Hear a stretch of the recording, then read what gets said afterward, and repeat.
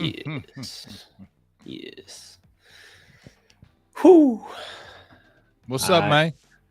I am working my way back. Still working my way back. Not 100%, but certainly close enough to 100 to give this thing a roll this week. Can't miss two in a row. No, That's at can't that miss point the it's a ball. streak in the wrong direction. So we gotta Yeah, build this back up from the start here. two game losing streak. It's Nah. good because guess what? We did it kind of like the Cowboys did. They was on the 0-1. We was on the 0-1 trail. Then Yep. you had the voice thing happening, so we was thinking it could be 0-2. We broke through at the last second, came through, kicked it, bam. Here we are, 1-1 right now, just like them Cowboys. Mm-hmm. Perfect segue. Yeah, absolutely. So I guess yeah, let's kick off with just like a super condensed version because it's Wednesday night at this point. We get it. The news has moved on from the win over the Bengals, but we can touch on just one or two quick notes of that before we I want to transition. talk on just one thing and not even Yeah, the notes. I'm let's go jumping for it. right in. I'm jumping right into jumping right into water. So remember I told you about the Steve Young thing? You heard about it? I know you have. You Yeah, heard about it, Steve right? Young basically saying Dak could stand to watch Cooper Rush and see kind of how he operates that whole business. Right. So I don't want to beat it in the head because everybody's talking about it. Everybody's going back and forth. But I definitely got to get your thoughts on it because I have my thoughts on it. Not crazy thoughts, but I want. I'm just curious. What do you think about that? And there's a reason Cooper Rush wasn't on this team. Like, what was it, just last year? Like he went to New York, um, with Jason Garrett. So I guess it was the year before that. Uh, Here's the thing: you've got out of Cooper Rush everything you could have reasonably hoped to get. Came in, was serviceable, knew the offense, and was able to do um, just enough to help you win a couple games. That's awesome. And the win in particular, his first win when they went to Minnesota in The that game Jason winning Garrett drive, game. yeah, that he punctuated with the touchdown to Amari Cooper, thing of beauty, absolute. Like the cojones on Cooper Rush in that game were ridiculous.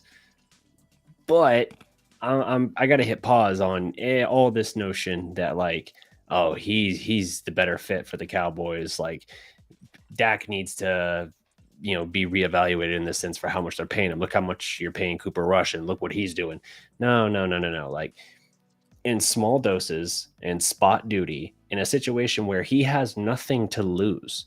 They've invested nothing else in the quarterback position. Like Ben DiNucci, Will Greer, like what are they both still on the practice squad at this point? Like, or are they even around at this point? Like there's no threat to Cooper Rush. It's nothing to lose in this situation for him to just go out there and cut loose. And credit to him, he made the most of the situation. But to act as if this is like a full-time solution and not just, if you want to say like, hey, you don't have to keep looking for a backup quarterback, I still think you could find better options there, but at the same time, whatever. If that's how you want to build your team and not invest heavily on backup quarterback upgrading in that position, fine. Cooper Rush can be serviceable in spot duty.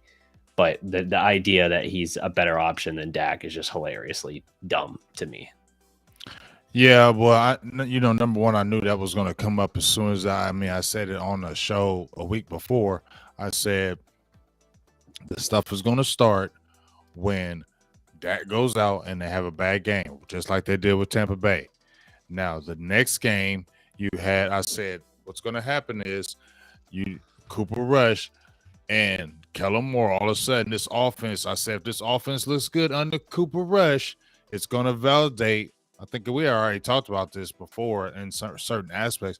It's going to start validating to them. See, we told you Yep. we were right with Kellen Moore. We Yep. told you was right because our star quarterback went out and we have a backup who's riding the ship. So it ain't. Here's the thing. This is how the chatter starts. People are all going to start saying the crazy stuff about Cooper Rush, but the chatter starts with the Joneses because I feel like in my heart they'd be looking at what Los. What's up, everybody? My thing is the chatter will start is okay. if we're like 500, right? Mm-hmm. I feel like in my heart, the Joneses will be like, why are we paying him 40 million? And Stephen Jones is already talking about, well, we can't pay everybody, and that gotta realize that we gotta pay everybody. Right. So if you can have a quarterback who can win in the system, Kellen Moore, right? So that goes down. Kellen Moore wins in the system, right? They're gonna say, well, we don't need a primetime quarterback because it's the system. Because remember, last year they were talking about Amari Cooper. The system dictates where the ball goes, not Yep. really the matchup. So why wouldn't they use it with the quarterback situation with Dak trying to ease their way out, having to pay him or moving on from him in a few years? You get what I'm saying? Because I think 100%. 2024 is when they can come out and say, well, we're just going ahead and move on, and we can just get a quarterback because the system says we can win this way anyway. And that's the way for them to keep their money.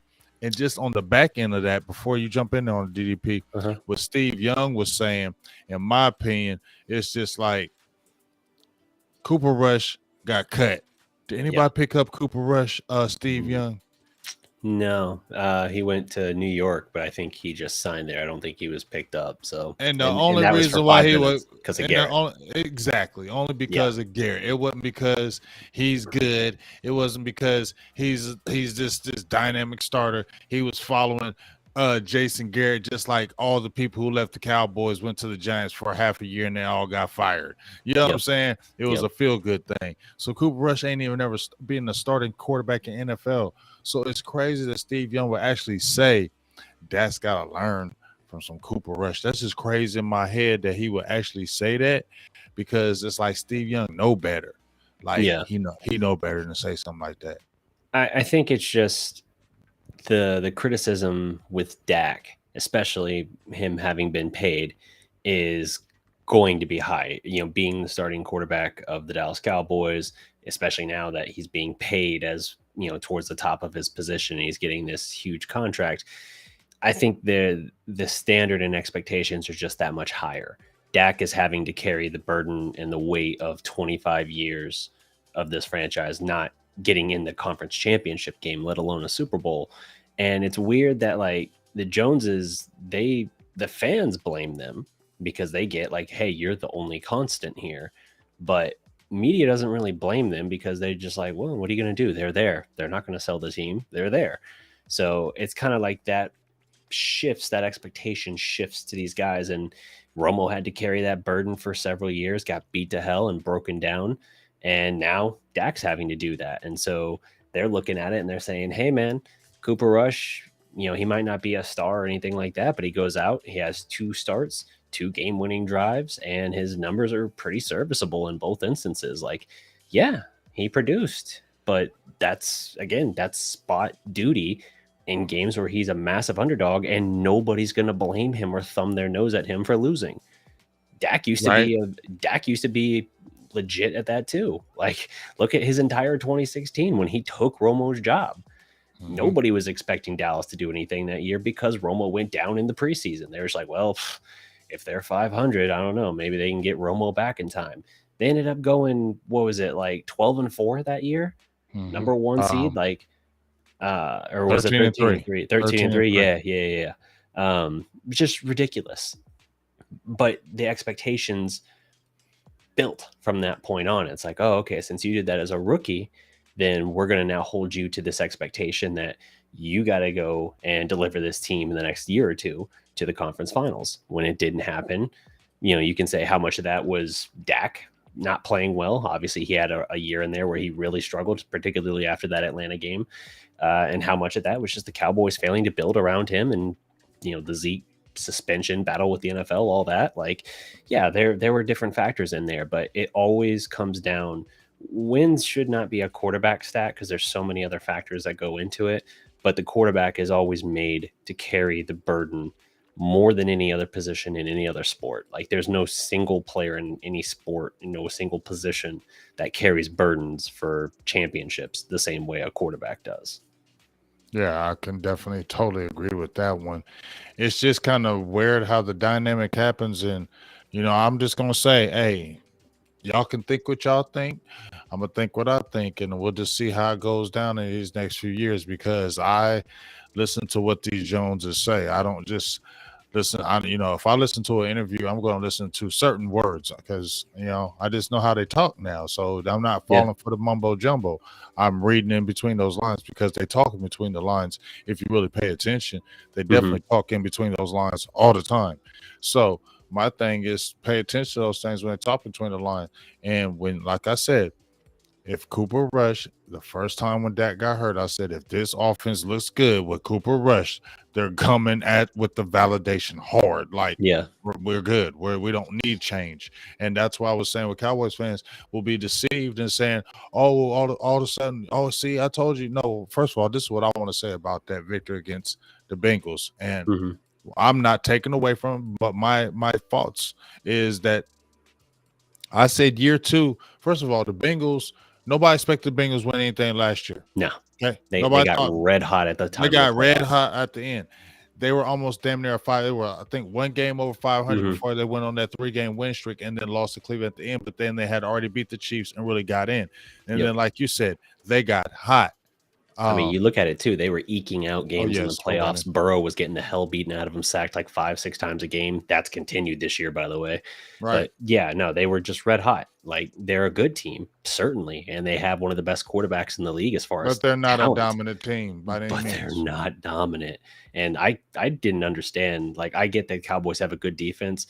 I really did not understand why they didn't take more shots down the field, particularly at Trayvon Diggs. Like, I know Diggs only had. Guarding Jamar Chase only gave up 2 catches for like 14 yards, but Higgins was getting work done, especially in that second half against. Yeah, he was cooking. I'm surprised they didn't go down the field more against this defense. Like, I get part of it was the pressure. Dallas was immediately, particularly Micah Parsons, was immediately getting on Burrow, but I felt like there was a fault in their game plan there where they weren't really taking advantage of an area Dallas's defense is and can be vulnerable. And I think that hugely dictated how that game played out. Well, when you look at their touchdown drive, it was 21 plays. It was a 21-play drive. You get what I'm saying? So that tells you right there that if they moved the ball like a little bit too late. I don't know what they were really trying, but I feel like that pressure, Micah Parsons really wrecked that game because he was causing so much pressure on Burrow. I just feel like he was feeling the pressure, even if it may not have been pressure. And like you said, you got 6 sacks. Dante Fowler, Dorrance Armstrong Jr., all those guys were coming hard. You know what I mean? Like, that pass rush was real. And so I feel like it really just threw Burrow out of sync. From him really could do what he wanted to do. And then, like we talked about, Dallas does the right thing. They don't do it with Dak, but they do the right thing with Cooper Rush and rush 27 times. They let him throw 31 times. Dak, you want to chuck it 40-something times, 50 times, want to set records. So what he threw for 400. I don't know if it's that Dallas is trying so hard to prove that he's the franchise quarterback with all these throwing the ball. But I said before, Dak has always been better with balance. It's not his fault he got this money. It's not people need to stop holding this like, oh, he got that money, he got to do this. Man, look, that team got to be balanced. Dak is better balanced. That's just what it is. That's the type of quarterback, in my opinion, he is. When he don't really have that running game and he got to throw the ball all the time, he can do it a few games, but that's not going to be, to me, it'll be a lot of yards, but it won't be winning football. And I have seen garbage time stats with Dak where the numbers are low at the beginning and then at the end where the game's kind of over and then you have good stats, you'll look at it and say, oh, that was a good game. When you watched it, you're like, it was an okay game. Right. Let me ask you this. We know quarterbacks hate being called like bus drivers. That's like one of the most insulting things you can call a quarterback. Do you think Dak, in trying to, if you look back at like 2020, before he broke his leg, when he really started just slinging it like crazy and started putting up the video game stats, do you think that was sort of a change of style for him, or leaning more on throwing the ball more and trying to rack up those stats to kind of help him justify his contract position that Yeah, he was currently I definitely. negotiating. And now it's just like the normal. Now it's just kind of like that mindset. Not every game. There's certainly games they do a better job balancing him, but I kind of get the feeling sometimes that I don't think he's always seeing the field well. I certainly didn't think he saw the field well in the opener against Tampa Bay. But I also think sometimes he's just looking and kind of pressing too much on that, because there is some autonomy there as far as him being able to audible out of run plays and things like that. But I don't know. I feel like he's kind of changed up his style now, where he's trying to produce the big numbers because he keeps hearing, oh, you want to be paid like these quarterbacks, like a Rodgers or whoever, then you gotta produce in those same ways. You got to put up similar numbers. And he's kind of, from a stat perspective, clawed into that territory a little bit, but he's certainly it's certainly not the same efficiency like you said, like that 2020 year. How many times, with as bad as the defense was that year, were they having to rally behind like from big deficits after like the first quarter or something like that, because the offense was trash for the first quarter, and then they fell behind 17, 20 points, and suddenly they got to start throwing the ball all over the field just to kind of crawl back into it and get competitive again. Yeah, man. I think I looked at one of his scouting reports on NFL Network.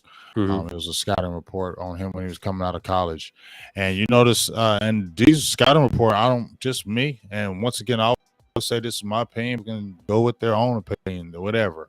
That's your opinion. This is my thing. But when we see, why doesn't Dak run a lot anymore? And when I saw the Yeah. injury, but when he was in college, this some of the things that they were looking at.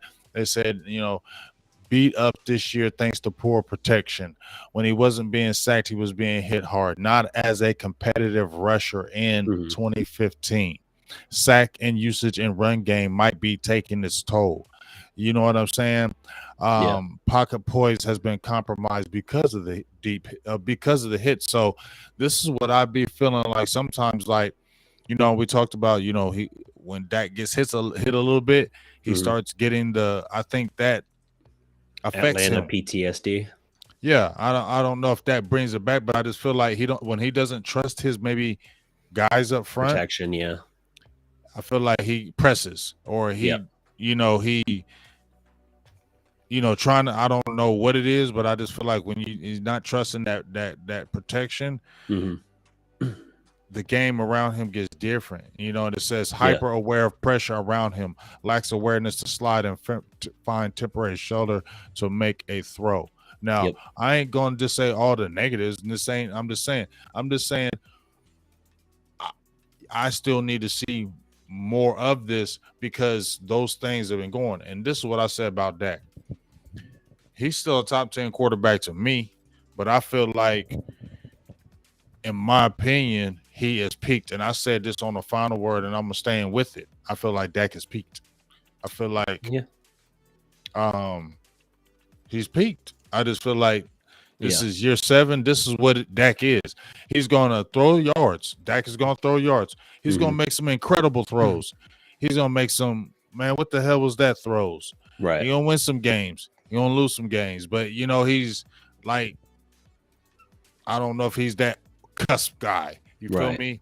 No, I think that's fair. We, as far as like him climbing any higher, I don't know that he goes higher as far as his production or anything like that. Like, we've probably seen his high watermark at this point. I do think he can improve in terms of how he sees the field and cutting out some of these mistakes. But yeah, from an ability standpoint and from the statistical standpoint, we've probably seen his best football already, but that doesn't mean that he doesn't still have potentially several more years playing at a very high level, like you said, in that 10 to kind of 15 range, for sure. And if you have the right weapons, he can play higher than that. I think I thought last year you essentially had those parts, and he was playing at that higher level until he had the calf injury, and he never really was the same after that. His mechanics didn't look quite right after that, and he was not nearly as mobile anymore, and it just kind of changed how that year played out. But how he was going through that New England game was stupid. It was career best trajectory, but I don't know. It's a guy who was so sturdy and so reliable from a health standpoint. Then he had obviously the major thing with the leg. Then the kind of prolonged thing from that kind of led to training camp with the mechanics and I don't remember what the tendon or whatever it was in his basically armpit of his throwing arm that got messed up. And then from that stemmed the calf strain later on. Like it all was a domino effect. But now we have this completely unrelated thing as well. So it's like this guy who was seemingly, completely dependable, never had to worry about his availability, now has had 4 injuries in the span of, a year and a half, not even. And it's kind of like, okay, that does get a little concerning at that point, especially when you're a big quarterback who part of your best qualities was your durability.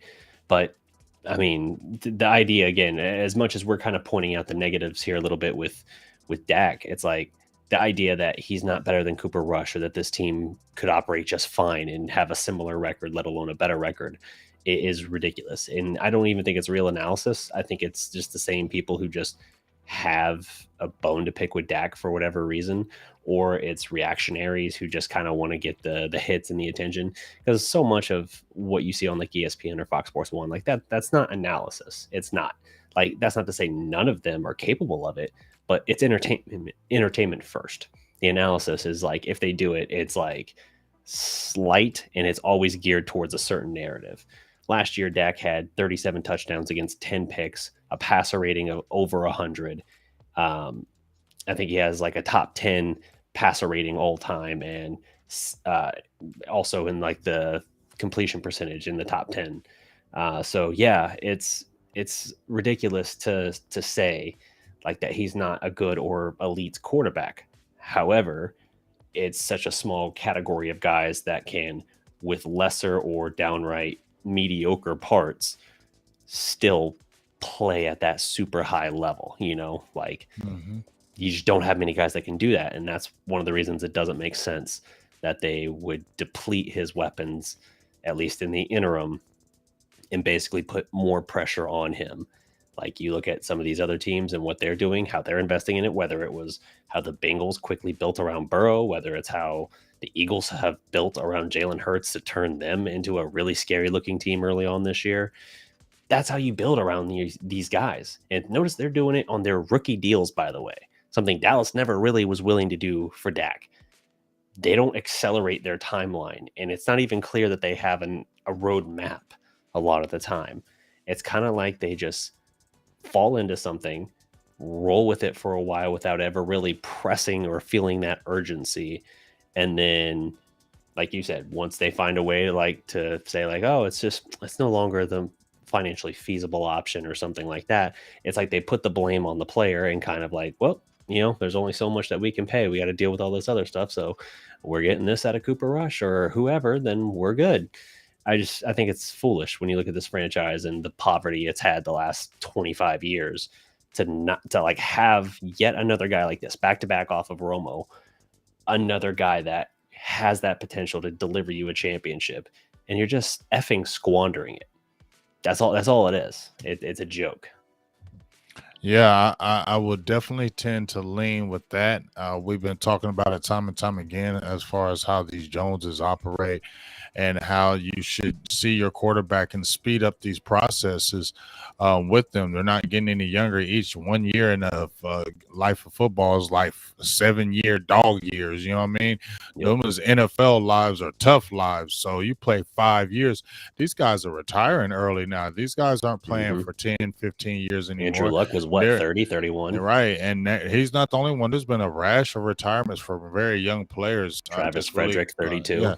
Calling it quits, saying, hey, you know what? I'm not really beating my body up. I'm not going to really go through this every single year. I'm going to go ahead and retire. I got other things going on. What's up, everybody? Once again, everybody in the chat, shout out to you. But we'll kind of see how that goes. We both talked about it, and we'll see how this season goes. But you know what? One thing about it before we talk about this Giants matchup, DDP, is the good thing I feel about this is I have emotionally detached away from this. Yeah. I love my Dallas Cowboys, but I'm not in love with my Dallas Cowboys. Fair enough. You feel what I'm saying? I will Yeah. always be there for my boys, always see them, what's up, my dogs, whatever. Well, it ain't that emotional investment where it's like I'm chucking on They you every can't hurt single you night. anymore. Yeah, Yeah, they they can't can't hurt hurt me. you anymore. You're not hurting me anymore. You Yeah. understand them and you see them as they are. Mm-hmm. And it's like, in some ways, that's almost more beautiful because you It accept is. it. You're not trying to It make is. them something they're not. It But is. at the same time, like, yeah, you still watch, you still support and Yeah. everything. You're setting aside the sort of fanatical rose-colored glasses that make you not see things as they are sometimes. It's Mm-hmm. yeah, no, the same thing has happened to me. I'll be honest with you, man. The one thing I'm excited to see right now, I coming into the season, I had two. Early on, I'm frustrated on one of them. I said the two things I was amped to see every game were CeeDee Lamb and what I thought was going to be a huge year for him, still might be, but through 2 weeks, I am very frustrated.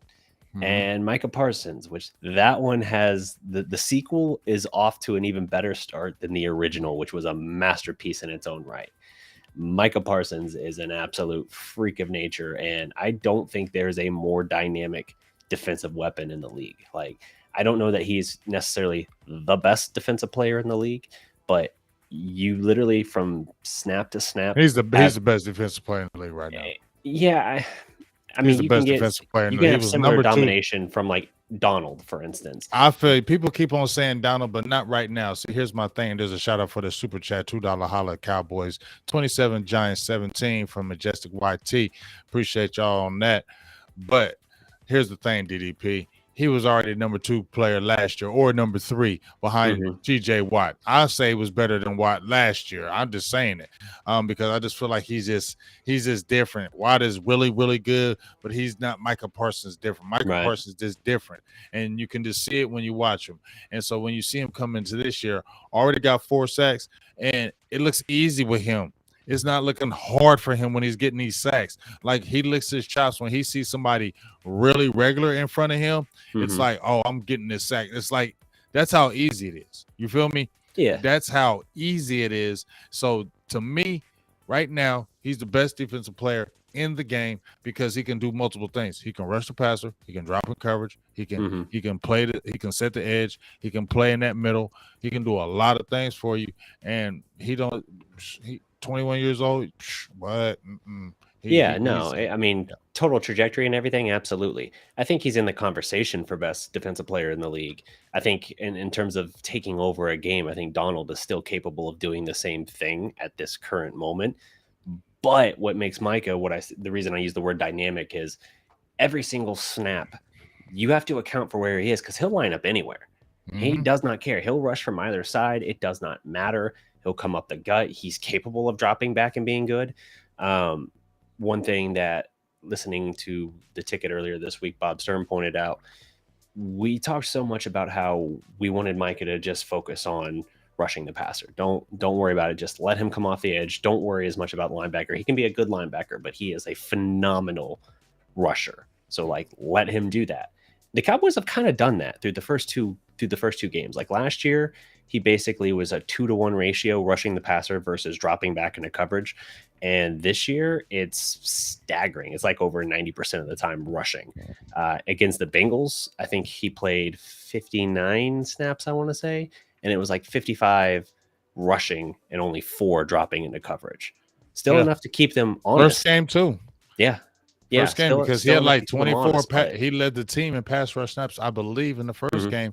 I think I was talking about, because I did a video with D-Law, and he had 24 pass rush snaps at the linebacking spot, and D-Law had 21 pass rush snaps at the DN, but he had him more at DN than linebacker because he's just that much of a threat. But like you said, the thing that's good about him is that he's not a strict defensive end. He's not like a DeMarcus Lawrence where you can try to drop him in coverage and it's going to get exposed. He is a defensive end, and that's the position he plays. Micah Parsons is a guy that he played defensive end in high school, but they converted him because the kid is just so athletic. So when you have somebody like that, like you said, DQ was like, I'm a kid in the candy store because I can see matchups. I can look over here. Oh, I got this guy out here in one-on-one. You saw what he did with the guy. I can't remember the name from the Bengals, the left tackle. He went right over Yeah. top of him. It was too easy. He basically slapped them hands off one time. It was easy. He already swallowed the quarterback and Joe Burrow.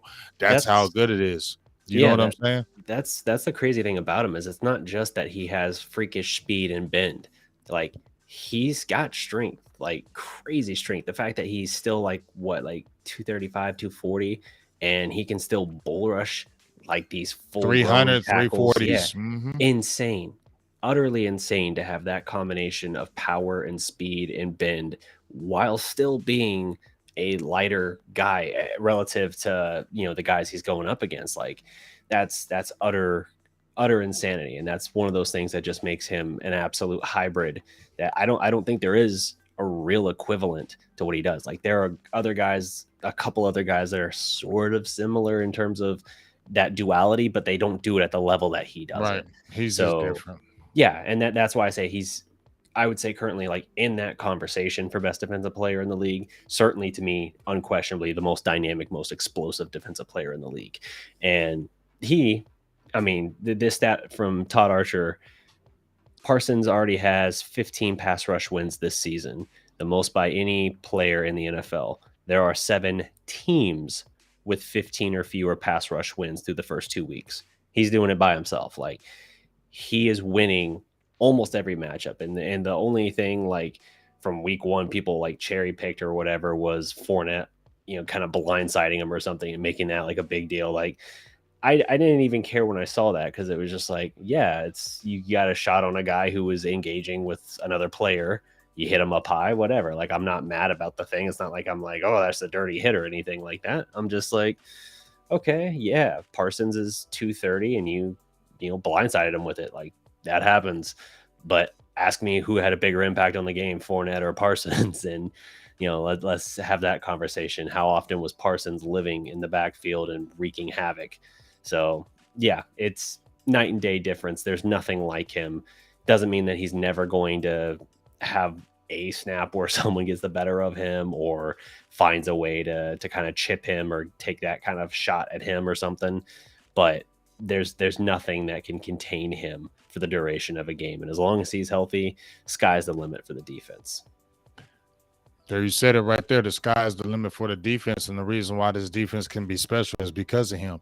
If you didn't have him on this defense, you wouldn't say this defense could be special. This is my opinion. You wouldn't say it, but you would say it with this defense can be special because you got a wave of really good players, good players in D-Law, good players in Dante Fowler Jr., good players in Osa Ogadazua, good players in Dorrance on Jr. Notice I'm not saying great players, but these are all good players.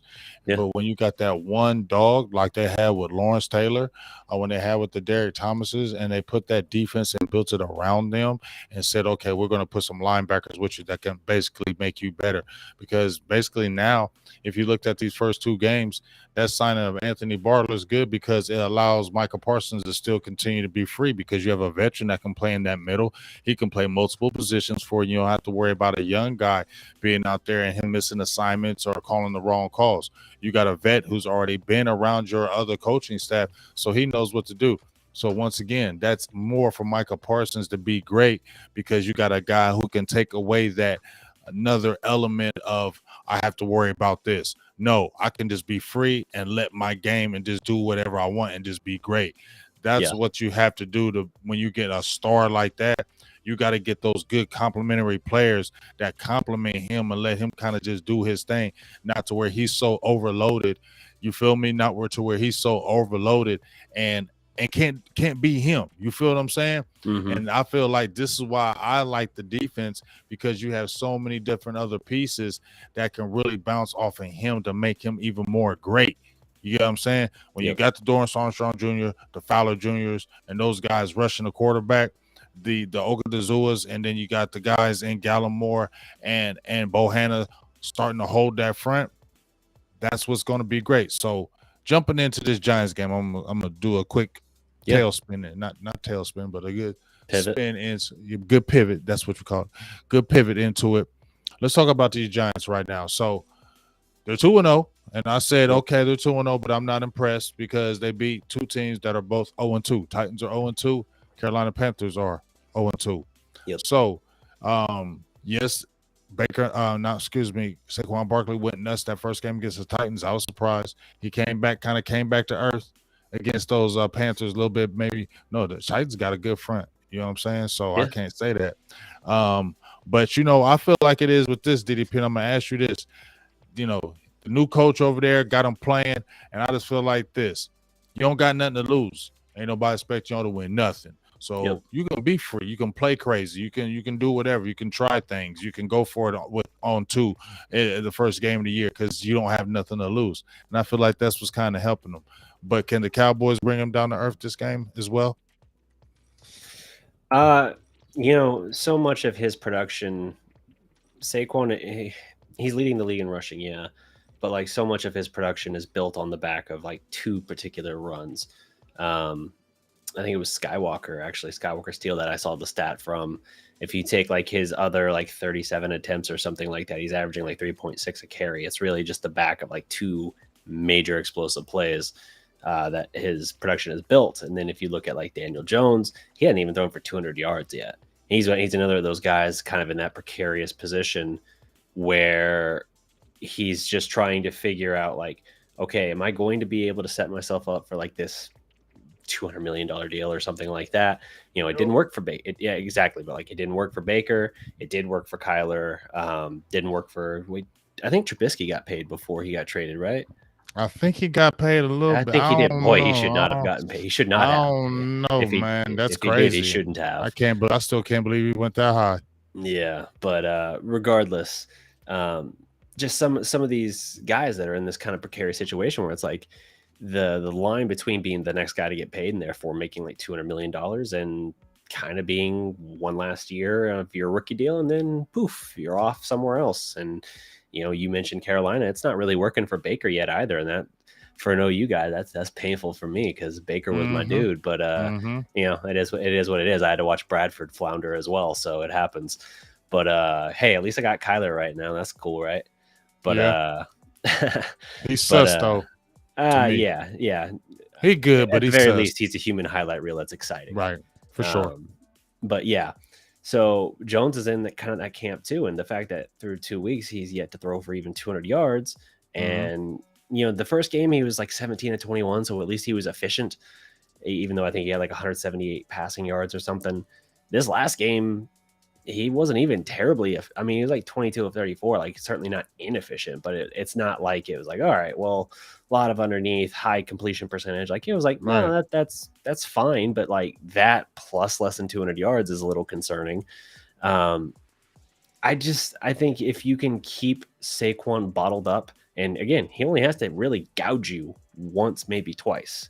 Doesn't have to necessarily be the full home run, but he can hit you with these big blows that dictate and kind of shift the course of the game.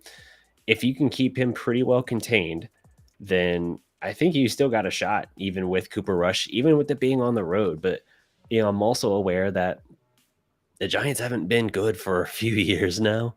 And the fact that they are 2-0, even if it is a little bit of a sus 2-0, certainly of the undefeated teams, they're the most questionable, let's say. You're looking at that, and it's like, all right, well, those fans hate your guts anyway, being the Cowboys. And then you got to go to New York, and they're rooting for their team that's unbeaten for a chance to beat the tar out of you without Dak. Yeah, they're going to be going absolutely bonkers.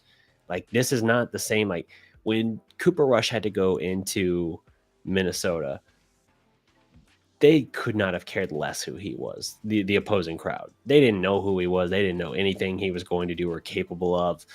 They were indifferent. With this last game against the Bengals, that's your home crowd. A little bit of it, like, all right, well, he did it once. Let's see if he does it again. Okay, well, now he's done it again. Now you got a little bit of tape, and now I don't think he's catching anyone by surprise. So I think they're going to come after Cooper Rush, and I think he's probably going to struggle more than we've seen in his two previous starts. But I still lean on, if the defense can contain Barkley, I'm not scared of Jones. I'm just not. And so I think they're going to have a puncher's chance, even with that being the case, even with the Giants having home field, even with them being healthier and the unbeaten team so far. Yeah, I'm gonna just say a few stats on this and why I feel like the Cowboys should win, even with Cooper Rush. I already predicted them to beat the Giants, but they should still beat them even with Cooper Rush because they just have more talent. 6 career games against the Dallas Cowboys, Saquon Barkley averages 11 carries. He averages almost 5 yards a carry because he's had those big explosive runs. You know what I mean? We've seen him break off those big gains, but he only has averaged 57 yards a game in those 6 games against the Dallas Cowboys. Yeah. 57 yards a game. So it's not like he's been torching Dallas and running all over the Cowboys. So the Cowboys can definitely bottle him up. And they need to, because like I said the run defense for the Cowboys was something I have to keep my eye on. They gave up over 100 and close to 130 the first game, brought it back down better with Joe Mixon because I was concerned about that. Yeah. But Mixon doesn't scare me for like, and again, that's another OU guy, but he doesn't scare me in terms of like running wild on you. Like he's efficient, he's balanced. But I was never afraid in this matchup with the Bengals of Joe Mixon. It was always Chase and Burrow that I was concerned about.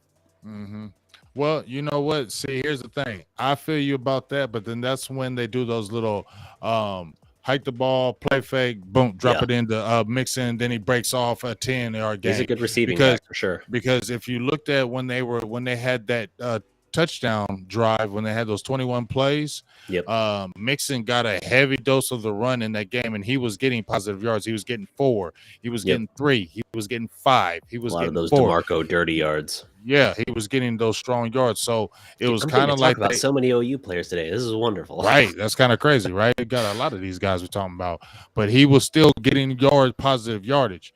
But once again, Saquon Barkley, Cowboys can bottle him up because I feel like they have the talent to do it, and they're healthy along the whole defensive line. I believe Basham will be back, but I love seeing how Fowler was playing and Dorrance Armstrong Jr. And if Bohanna continues to play, him and Gallimore hold that front like they are, it's just going to be an easier game. And then here, when we talk about Daniel Jones, how you said, I'm not afraid of Daniel Jones. Well, neither am I. In his 5 career games against the Dallas Cowboys, he's only thrown for 155 yards a game. Yeah, he's averaging 6 yards a pass play. That's terrible. 6.7. Okay. Bad. 9 sacks. All right. And we know, look, 5 fumbles, 5 lost. And that's what I said, keep your eyes on. He hasn't had a lot of interceptions. I mean, who's he usually throwing to? Sterling Shepard. Another OU guy. I tied it back again. There you go. You brought it back. You're bringing sexy back right now. You're bringing sexy back. But I try, man. I try. This is the key, though. 5 fumbles, 5 lost. Yeah, that's bad. So who were we just talking about? Jones? No, Micah Parsons. Oh, yeah. You're talking about the Cowboys defense. What is he good at? Really getting you from the behind, and that just sounds very. Yeah.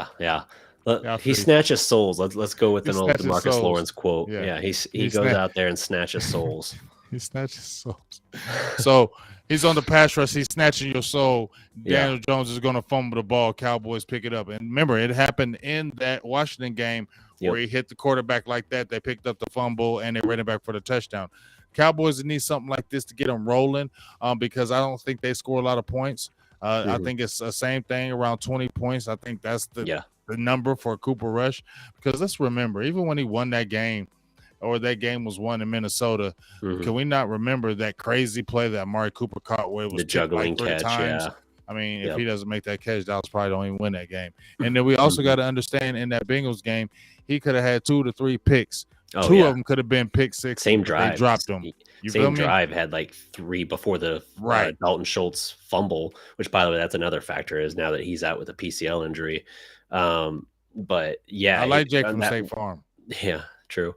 That one drive alone had like 3 dangerous plays in a row, and then Schultz finally fumbles, which, by the way, he really has a knack for that. Like when things start getting a little shaky with the offense, my number one assumption is, okay, if they turn it over, it's going to be a Schultz fumble. And it almost always is. Whether it's him doing it back to back, like, oh, hey, this one got overturned by replay. Not this one. Like the next play, he goes out and does the same thing. Like it's ridiculous. But yeah, no, I agree. Cooper Rush, shaky for sure, had 2 or 3 plays that could have been disastrous, one of which could have been a pick 6 and would have been the bookend. part of me thought when Cincinnati, Dallas was up, like 17-3 in that game. Cincinnati climbs all the way back, and then that 21 play drive gets the 2-point conversion, ties it up at 17, and gets the ball right back. I was just like, I don't know that Dallas is going to do this, because the defense finally might be getting worn down a little bit. Thankfully, they had a really good stand and response in them. Trayvon Diggs capping it off with probably the best defensive play I've seen from him that didn't have to involve an interception. Right.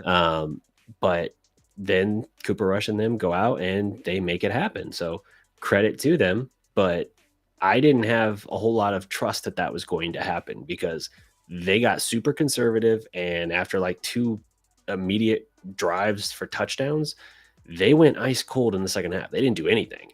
And that was kind of the case against Minnesota. They responded early, built a lead, and then they kind of weathered the storm, and then they had to deliver the one counter punch at the end. That's not always going to work. You can't just rely on like, okay, 2 quick touchdowns. Now let's go super conservative. You can't do that, man. You got to be able to press. Like, not saying you have to go for the throat every single down, every single play, whatever, but you got to at least be more aggressive and not just trust. As good as your defense is, you can't just say, all right, 2-score lead. Let's just get real conservative with this, just kind of milk clock and see if the defense can kind of hold their own. Because eventually they're going to wear down a little bit, and that's how you saw a freaking 21-play drive. Ridiculous. Yeah. Well, like I said, the Cowboys, I feel like this is a game the Cowboys still should win, even with Cooper Rush. Even going down to New York, I don't feel like this should be an upset. They're only going to make it an upset if they play down to the level of the competition, even with Cooper Rush. If they play down to the level of competition, this 2-0 is a fraud. It's a fraud 2-0. I'm sorry, I'm not hating, but it's a fraud 2-0. You haven't beat anybody that's won a game. You know what I'm saying? You haven't beat a team that has won a game. So this is a fraud 2-0. You should still come in there and handle your business. Your defense should overwhelm this offense. They got a rookie right tackle, and Neil Thomas is legit. You saw what he came out of. He had his little struggles this first year, but he was a legit player, and he's doing it. But they got that right side is going to be some sus. So that you can attack things, tight end situation, you don't know. And once again, if you can, and it's not like if you really look at the stats on the defensive side, they're doing things as well. First of all, they've given up 8 sacks already. I think they gave up 5 the last game. So Daniel Jones is already getting us sacked a lot. They've only got 3 sacks as a defense, okay? So that's something you got to look at. Yeah. And their defense is giving up 4.9 yards on the run, okay? And a total of 411 yards. So they're not good as far as the run defense, and you're getting a lot of yardage on them as well. So if you look at across the board, that 2-0 is a fraud on both sides of the ball. The Cowboys should win this. And the way they can really blow it up, blow the game out, is if turnovers from the defensive side. I really feel like if they get turnovers from the defensive side and it gets out of hand quickly, then they can kind of, you see a lot of play, the Kevontae Turpins and those guys get the punt returns. That's when it kind of just blows up. But I feel like the defense in particular, it keeps on ringing back to me, DDP. Defensive turnovers are what's going to really blow this game up. I agree. That's definitely – I wasn't aware of the yardage they were allowing on the ground, New York. To me, that says that should be you'll probably get a healthy dose of Zeke, because you always do. But I expect some big plays then from Tony Pollard. He had a huge game for them this last one. I really wanted him to get that 40-yard scamper for a touchdown. They call him down at like the 1-inch line, but at least they had the decency to give him the ball right back on like a halfback plunge, essentially, to let him get the touchdown still. But yeah, when you got him popping, man, the offense is so much more dynamic and dangerous. And that's a huge factor for this offense, especially while you're without Dak. Might be only another couple games maybe, but if you have him and you have him rolling, and you can then work in Zeke for that just kind of power punch and just kind of wear the defense down a little bit, even though the Zeke of old, like the Ohio State Zeke or the rookie year where he could just take it 80 yards on a whim, that's gone. But you can still have production from him and still have a viable role for him, because you have Pollard to give you that counter punch. So yeah, big game potentially for the running backs. Certainly sets up well for them. And Cooper Rush, if the Giants aren't able to get to him, then maybe he can do a little bit of something. But we'll see. I do like the Cowboys' chances in this. I would say it's probably a fairly close game. I imagine it's probably a one-score game until a little bit of insurance late. So we'll say 10-point, 11-point win, something like that for Dallas would be my rough idea. But I agree that it's probably something like 23-17, or no, it's not 11 points. I can't effing count. 23-13, something like that. Something along those lines is my thinking. I can feel you on that. 24-13, something like that. It could be a 31 if there's defensive turnovers to kind of blow the game open.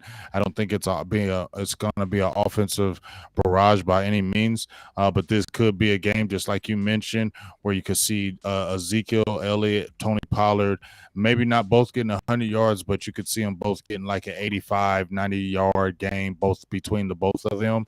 Mm-hmm. You could see a game where it's maybe a sneaky game where Jake Ferguson, because Dalton Schultz has nursed an injury, he gets a slippy catch. You know what I mean? So let's see what happens with Noah Brown. He's going to see if he's going on this continued barrage of showing that, he can be better. He even said himself that, hey, when the opportunity shined on me last year, Right. I dropped the ball. So, I wanted to make sure I didn't come back again this next year. So I really appreciate that coming out of his mouth saying that, and he's been a better player because of it. So shout out to Noah Brown. So, in my ending and closing on the Giants, I just feel like you said, DDP, if they get 20-something points, it's going to be because of defensive. Something's going to happen. Defense Defensive or special turnovers. teams. Yep. Some defense, special teams. Something's going to happen in this game, kind of really open it up.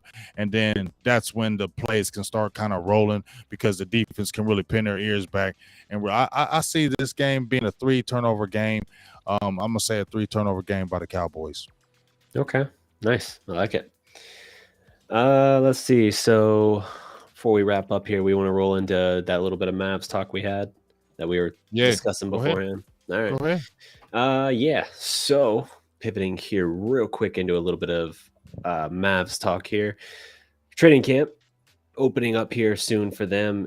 The Mavericks were linked to a number of players as they've been trying to find a secondary ball handler, a guy to kind of run that second unit. They did have interest in Dennis Schroeder, but he ends up re-signing with the Lakers for like $2 million, something stupid low. It's crazy that he goes back there, frankly, because you look at like the log jam they have. Like you got Russell Westbrook, you got Patrick Beverly, and now you have Dennis Schroeder. Not a great fit, but he is tight with Russ. He obviously, it's weird because you think about it too, like a couple of years ago, he turned down an extension 4 years for like $84 million from the Lakers. He wanted a $120 million contract. You see where he went. He basically signed a 1-year deal with Boston. It didn't work. They traded him mid-year, and now he's having to kind of come back to LA. And it's like, ooh, on a $2 million deal. That's about as bad of a misplaying your hand as I've seen since Nerlens Noel turned down a 4-year, $70 million offer from the Mavericks. Like Nerlens Noel, I know he's still around, but bro, I don't think he's totaled 15 million since that happened. Like that is probably an NBA contract and NBA right, and NBA contracts, you get to keep those. They ain't like the NFL where they cut you after 1 year, right? And you ain't seeing that money. You see that money. Yeah, it's really bad. And so Dennis Schroeder, same sort of thing, turning down $84 million with the Lakers. And instead, that's crazy. Yeah, and instead now he's back like a year or two later for $2.4 million, something like that. That's wild. That's ridiculous. That's to insane. Me. Now, to be fair, he was great playing in the Euro basketball and everything. Like you saw a game with him and Luka going at it, and he was playing well. Like he looks like he's kind of rebounded after a dip of a year or two where his value and perceived value plummeted. That's why he was still out there at this point, was because he got too cocky. That's what it was. Yeah. See, that was his problem. He won $6 Man of the Year with OKC just a year or so early. Like he went from like a damn good sixth man to like borderline out of the league within like 2 or 3 years, and that's ridiculous because he's not even 30. He's like But 28 or here's the 29. thing, though, DDP, with him, I'm kind of cool on him because if you notice in his career, he's always had issues with players. Yeah. Players have always said something about Dennis Schroeder, like the front office. I don't know if front office, but people with the Lakers were talking about. So I think that's what it is. I think he thinks he's a little bit too much because he was getting pumped up at Atlanta. Atlanta was pumping his head up, and I feel like he just really started having that attitude around the league. And you gambled wrong because you thought you were better than you were, and then he's good. He's a good player, but I would have really liked it for the Mavericks to sign him, and that's knowing he still has obvious flaws, but. Again, if you're looking for someone who could, for a very good value contract, score and kind of fill some of that role Jalen Brunson had for you, that's it. Schroeder would have been a perfect like bargain bin version of that, while still giving you a secondary ball handler. That's why I was okay, I'm really in on this idea if they will do it. They had interest again, but he wanted to go back to LA, I guess. So that is what it is. Then I was like, all right, fine. Give me the Dennis Smith Jr. reunion. Give me one go around. Give him a camp invite. How hard is that, right? You went and saw his workout. Fine. Just go do a camp invite. Well, son of a gun, I made the thumbnails for this show, and then midday, Shams has an update. Free agent guard Dennis Smith Jr. has agreed to a 1-year deal with the Charlotte Hornets. Okay, the Dennis Smith Jr. reunion is dead again. He's been wanting to come back to Dallas for literally like 3 years. Last year was the first year it kind of was reasonable to expect because it was a new coaching staff. I think what he could bring, there is a need for. They need a little bit of that athleticism. They need a little bit of that playmaking. He is a serviceable defender, can be a guy that generates a lot of steals. His problem is health. He's been dinged up a lot since leaving Dallas.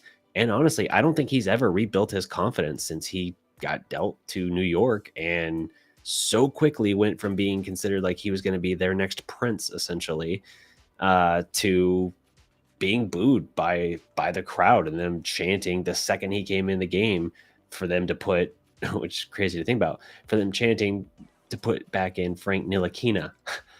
Like, Frank's nice. He's a nice role player, bench player. But in New York, they were already so over Dennis Smith so fast. They were literally saying, just give us back Frank on the floor. Put him literally right back in the game. I don't think Dennis has ever gotten over that.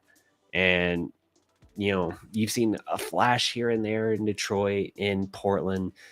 He had his workout that the Mavericks attended earlier this offseason, and the athleticism is still there. We're talking about a guy that's like 25, 24. He's still super young.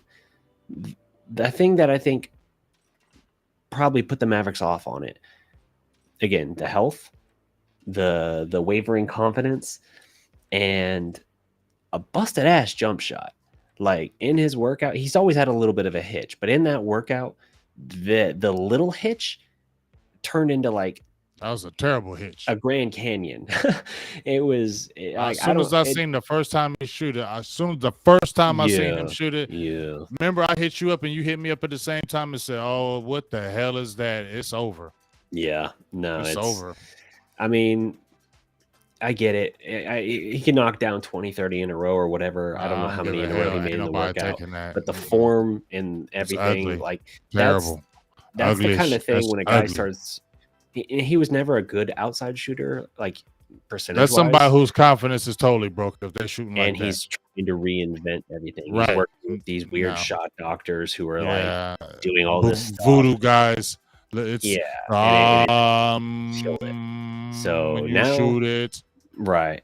So now he's going to Charlotte. I mean, he's from North Carolina, so he's going home, kind of. All right. And as you pointed out when I told you about it, that's not the worst place for him to go. Like, they actually have some interesting stuff going on with that team. So him playing with ball is interesting for sure. But I don't know. It's a bummer. I really wanted them to at least give him the camp invite and see, because I think there's still something there. I know he's tight with Luka. I know they're not that concerned with like just getting Luka's buddies in here though, which I can kind of appreciate. But yeah, it's not happening. Instead, as Chuck Cooperstein pointed out earlier in the afternoon, before the new Dennis Smith Jr. deal I think was announced, the Mavericks announced that they have signed guards McKinley Wright, Tyler Hall, and DJ Stewart, along with forwards Mohamed Doogie. It's literally phonetically spelled out. That is apparently, according to Chuck Cooperstein, how you say it. Mohamed Doogie. All right, Mohamed Doogie and Marcus Bingham Jr. I'll be honest with you, I don't know these names, but like I don't follow the college game really. So maybe someone knows some of these names. Are like, oh, that's a nice player to bring in. I don't know, but I'm just going to say I haven't heard of them, and they're probably going to be guys that are mostly playing with the legends or 2-day contracts that never really see the floor unless we're talking garbage time. Nothing there is moving the needle for me. So it is what it is. I think the Mavericks have the same holes in the roster they had as soon as Jalen left. And I think they're going to just give this team a chance to see what they've got until basically the trade deadline. I think they're going to give them at least a month of the season to kind of assess, and then they'll make a determination from there. Well, like you said, I was yawning when you were mentioning all those names. I fell asleep when you were mentioning all those names. You know what I'm saying? So I just assumed you did that anytime I talked. No, not at all. But when you mentioned them names, it was like, okay, I'm up again. But it's just you're like, Bahama, what? Yeah, exactly. that was when you perked up. Bahama Mama. He's a doogie? What? I'm a Baka Doogie. Well, okay. Yeah. All right. But yeah, man, losing out on a couple good players that I think we both agree that they could have helped the franchise. I kind of don't know where they're going in that direction, but we'll see kind of how it all kind of unfolds. They made some moves. It looks like they're kind of standing pat with those moves, really not going any hard anywhere else. And we'll just see how it kind of comes into the season. But I feel like that backup guard position is a glaring need, especially at the point guard. And I feel like they need to figure that out, because I feel like that will come back and, rear its ugly head during the season. I think they'll do something. I just think it's not going to be immediate. They're going to see what they got. And as I mentioned a couple shows ago, the insiders are basically saying that they're not looking to deal any draft pick capital. They essentially have to weather like the final bit of the Porzingis deal, and then that's going to open up some opportunities for them where they'll actually have some draft capital that they can pair for a bigger move that might honestly still be a couple of years down the road. But that's like, as you talk about that, they haven't taken the draft and those assets seriously for a long time. So they gotta rebuild that. And that might be working towards a bigger trade if you're looking at doing something like that. That certainly does not mean that you can't address backup point guard effectively somewhere. Like there are options out there. We just have to see what they end up doing. Yeah. But we'll see. It'll be interesting. It's not that far, man. The season starts very soon. I saw something the other day. It was maybe a day or two ago saying we are Jason Terry days away from the start of the season, 31. So now we're probably like 29, 28, something like that. So it's coming. Yeah, and it's coming on rapid, just like the NFL came on out of nowhere. And now it's here. It's in the mix, and you're doing a thing. So we're going to be excited to have the basketball and NBA basketball and NFL coverage for this first time year with myself and DDP. We'll be doing it, and I'm excited for it because we have been talking about this for years, actually, about always kind of combining our NBA with our NFL Cowboys, Mavericks and Cowboys, and be able to talk about this. And we've been going back and forth trying to organize it. So we've finally been able to do it with Positively Relentless. I love it, and I'm really excited to when the basketball season starts. So like we can talk with football, how we can actually talk about the real game. We can actually talk about real matchups, and we can actually see some good things that can happen during the season season. So I'm excited for it. Everybody who's in the feed, make sure you pay attention to Positively Relentless. Go support every Wednesday. And it's a good midday week. Happy hump day. And we'll be able to see a lot of things, especially with the NBA. You know, they got multiple games that go during the week. So we'll be able to catch a game and then be able to talk about a game. So I think that'll be unique, and I think you guys will really like it. So I'm excited for it. And guys, be sure to check out the podcast as well. Obviously, you're watching it here live now if you're in the chat right now. But in case you missed this or something, or you want to revisit something we said, like you caught the tail end of the show or something, we also we're on Spotify as well, Apple Podcasts, all that. Anywhere you listen to podcasts, basically, the show is there. So by all means, check it out. Give it a follow. If you want to be real nice, leave a review. And we'll keep growing this thing. Yeah, good one. You're like, 1 star. Yeah, no, don't do that. Why? Just do that somewhere else, please. Right. So yeah, good vibes. Leave a good review. We're gonna keep growing this thing, and I don't know. I'm looking at doing some potential merch stuff down the road, but that'll be on like a kind of on demand sort of thing. Like, I'm not gonna just end up with like boxes of this shit in the corner. Right, just be sitting there. No. We're gonna I've done that before. I've learned the hard way. I've got probably like 20 something prospect shirts that are like an old design, like an old logo. And I'm just like, I'm never going to do anything with this. So yeah. Donation. Yeah. Not gonna roll that back, but we'll figure something out here. We'll try and get some kind of some merch. And I don't know, probably I've been kicking around this idea of like a once a month kind of giveaway thing of a couple shirts or something like that, but we'll figure out how we want to set that up. But that's all I got. Anything else we want to hit on before we go? No, man, I'm ready to, just get ready for this game Sunday coming up against these Giants if these Cowboys win it. And like I said, get ready for this upcoming NBA season. It's going to be more news as we talk about probably within this week as things get closer to the season. So like I said, I'm just looking forward to jumping on this Mavs and Cowboys during the year and see how it goes. Let's rock it out. Sounds good, man. All right. Until next time, guys.